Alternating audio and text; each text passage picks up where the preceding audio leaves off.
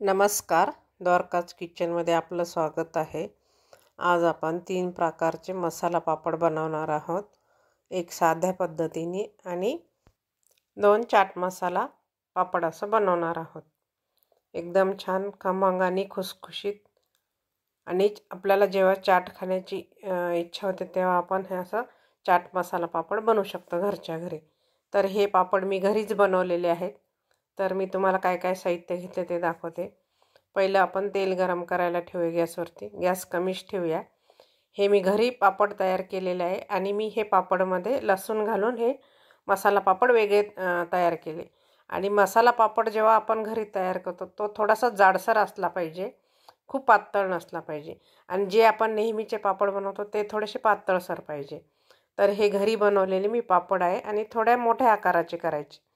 आणि हे मी बारीक कट करून घेतलं, टोमॅटो, कांदा, काकडी, कोथिंबीर।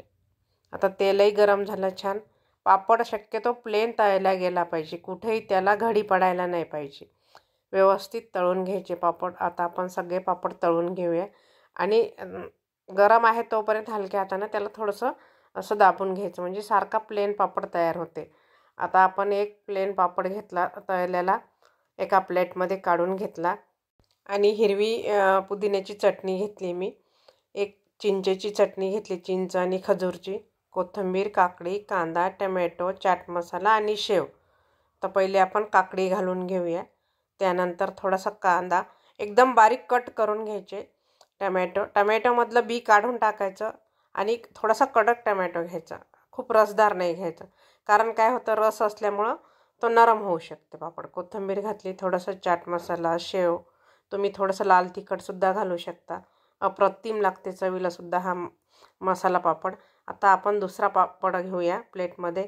त्यामध्ये मी काकडी घातला, कांदा, टोमॅटो, कोथिंबीर, थोडीशी शेव आणि हे चिंचेची चटणी, जे आपण चिंचे खजूरची चटणी केली ती घातली, हिरवी मिरची आणि हे पुदिना घालून मी चटणी केली ती घातली।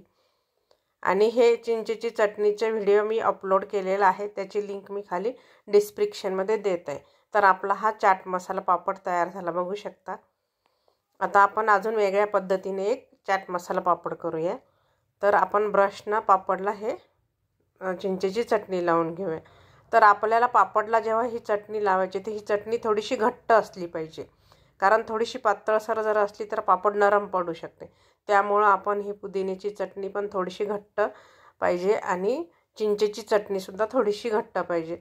ब्रशनं थोडंसं हलकंसं लावून घ्यायचं। त्यानंतर हे आपण बारीक कट करून घेतले कांदा, टोमॅटो आणि काकडी, तुम्ही गाजर पण घालू शकता, शेव। आणि आपल्याला याच्यावरती चाट मसाला घालायची गरज नाही किंवा दुसरं कुठलंही तिखट घालायची गरज नाही। थोडीशी कोथिंबीर घातली, शेव घातली आणि थोडंसं जिरे पावडर घातलं वरतून। आपण 2 प्रकारचे चाट मसाला पापड बनवलेले आहेत आणि एक साधा बनवलेला आहे। तर अप्रतिम लागते हे मसाला पापड, तुम्ही या पद्धतीने नक्की करून बघा। प्लीज लाईक करा, शेअर करा, ज्यांनी सबस्क्राईब केलं नाही त्यांनी सबस्क्राईब करा। आणि तुम्ही या पद्धतीने मसाला पापड नक्की करून बघा। कसा वाटला ते कमेंटमध्ये नक्की लिहून पाठवा। धन्यवाद।